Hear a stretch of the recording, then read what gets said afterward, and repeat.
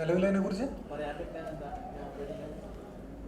അത് നിസാം ബഷീർ ഡയറക്റ്റ് ചെയ്യുന്ന, പൃഥ്വിരാജ് അഭിനയിക്കുന്ന പാർവതി, അതിനുള്ളത്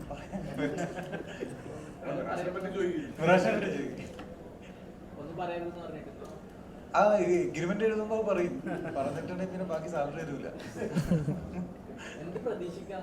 കാണുമ്പോ ഒരു പൊളിറ്റിക്കൽ ഡ്രാമ, രാജുവേട്ടന്റെ നടത്തോ അങ്ങനെയാണ് കാണുന്നത്.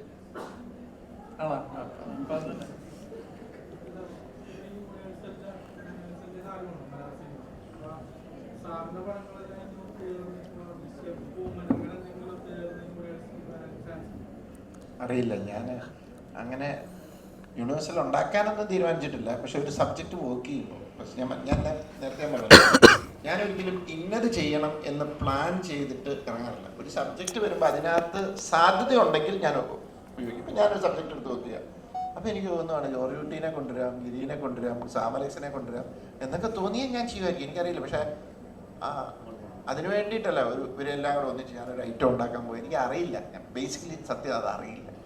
പക്ഷെ ചെയ്തു വരുമ്പോൾ സാധ്യത ഉണ്ടെങ്കിൽ ഞാൻ യൂസ് ചെയ്യും. ഞാൻ ഈ 3യുടെ സമയത്ത് എന്തെല്ലാം ഇത് വന്നു, CBIയിലെ മറ്റേ സേതുരാമയ്യർ വരുന്നു, ഗിരി വരുന്നു, ഇതിന് ഞാനൊരു അങ്ങനെ ഒരു ആംഗിളിൽ എനിക്ക് ചിന്തിക്കാനേ പറ്റിയിട്ടില്ല. കാരണം എനിക്ക് തോന്നുന്നു അന്നേരം ആ ദൃശ്യത്തിൻ്റെ ഭംഗി പോകുന്നു, അതിൻ്റെ ആ ഒരു അവരുടെ ഫാമിലിയുടെ കഥയുടെ ആ ഒരു ബ്യൂട്ടി പോകും. ഞാൻ അങ്ങനെ ചിന്തിച്ചിട്ടേ ഇല്ല.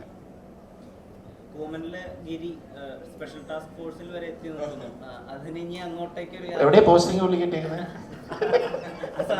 അല്ല എനിക്കറിയില്ല, ഇവരും ഞാനിപ്പോഴും അറിയണേ.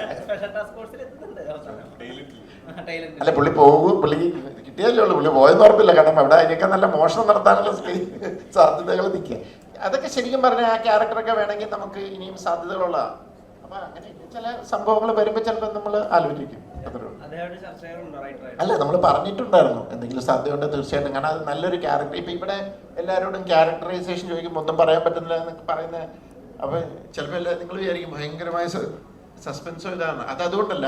ഇപ്പം ഗിരി പോലെ ഭയങ്കര കോംപ്ലിക്കേറ്റഡ് ക്യാരക്ടേഴ്സ് അല്ല മിറാഷിനകത്ത്. ഇതെല്ലാം സാധാരണക്കാരായ മനുഷ്യരാണ്.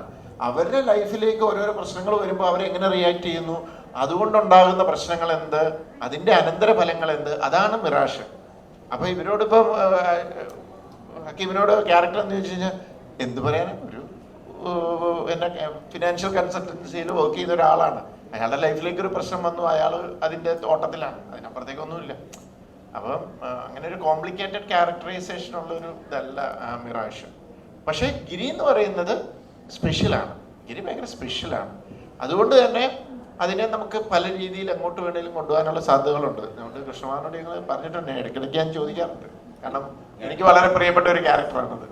ഇപ്പോൾ ജിത്തു ജോസഫിന്റെ ഒരു ആരാധകർ അല്ലെങ്കിൽ ജിത്തു ജോസഫിൽ വരുന്ന ഒരു പ്രോഡക്റ്റിനെ പ്രതീക്ഷിച്ചിരിക്കുന്നത് മലയാളി ഓഡിയൻസ് മാത്രമല്ല. അപ്പം അതിൽ രാജമൗലിയുണ്ട്, കരൺ ജോഹർ ഉണ്ട്. അയ്യോ അല്ല, അല്ലെങ്കിൽ പോലെ പുള്ളി അറിയാതെ ഒന്നും അതിനകത്ത് ഒരു ഇത് എഴുതിയതേ ഉള്ളൂ.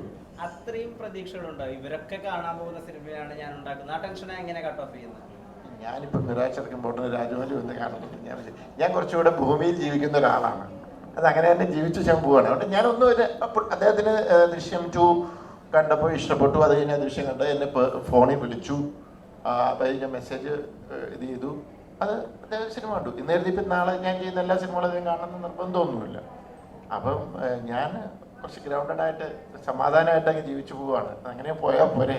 അതിനെങ്ങനെയാണ് സമയം കണ്ടെത്തുന്നത്? സാധാരണ ഇങ്ങനെ ഒരു ബിഗ് ബഡ്ജറ്റ് മൂവീസ് ഒക്കെ ചെയ്യുമ്പോൾ, അല്ലെങ്കിൽ ഇത്രയും ആളുകൾ പ്രതീക്ഷിക്കുന്ന ഒരു സിനിമയൊക്കെ ചെയ്യുമ്പോൾ ഒരുപാട് ടൈം എടുത്ത് ചെയ്യാൻ എല്ലാവരും, ഇപ്പോൾ കേരളത്തിന് പുറത്തുള്ള സംവിധായകരാണെങ്കിൽ പോലും ഒരുപാട് ടൈം 3-4 വർഷം അതിന് വേണ്ടിയിട്ടൊക്കെ ഇരുന്ന് ചെയ്യുകയാണ്. അപ്പോൾ ജിത്തു ജോസഫ് ഇതിൻ്റെ ഇടയ്ക്കൊക്കെ ഓരോ സിനിമകൾ ഇങ്ങനെ ഇട്ട് തരികയാണ്. ഈ ഒരു സിനിമ അവിടെ നിൽക്കുമ്പോൾ പോലും. ഏത് സിനിമ നിൽക്കുമ്പോൾ? ദൃശ്യം 3 അല്ല, ദൃശ്യവും ചെറിയ സിനിമയാണ് ശരിക്കും പറഞ്ഞാൽ. എല്ലാ ദൃശ്യവും ഇപ്പൊ 2 ദൃശ്യവും തീർന്ന് 45-46 ദിവസം കൊണ്ട് ഷൂട്ട് തീർന്നു. അതൊരു ശരിക്കും ഒരു ഫാമിലിയുടെ കഥയല്ലേ, അത്രേ ഉള്ളൂ. ഞാൻ അതിൻ്റെ ഒരു സ്കെയില് ഇതിൽ അല്ല. ഇപ്പം ഞാൻ എന്തുകൊണ്ട് 3-4 വർഷം ഒരു ഇതെടുത്ത് ഒരു അങ്ങനത്തെ ഒരു സബ്ജക്റ്റ് ആലോചിക്കുന്നില്ലെന്ന് പറഞ്ഞാൽ ഇപ്പം എനിക്ക് ആലോചിക്കാൻ പറ്റാത്ത അവസ്ഥ. ഞാൻ കുറച്ച് മുമ്പ് പറഞ്ഞല്ലോ, ഞാൻ കുറേ പ്രൊജക്റ്റുകൾ ലൈനപ്പ് ചെയ്ത് നിൽക്കുകയാണ്. എൻ്റെ വീടിൻ്റെ തൊട്ടപ്പുറത്താണ് എൻ്റെ ഗസ്റ്റ് ഹൗസ്. ആ ഗസ്റ്റ് ഹൗസിൽ റൗണ്ട് ദ ക്ലോക്ക് എൻ്റെ പിള്ളേർ വർക്ക് ചെയ്തുകൊണ്ടിരിക്കുക.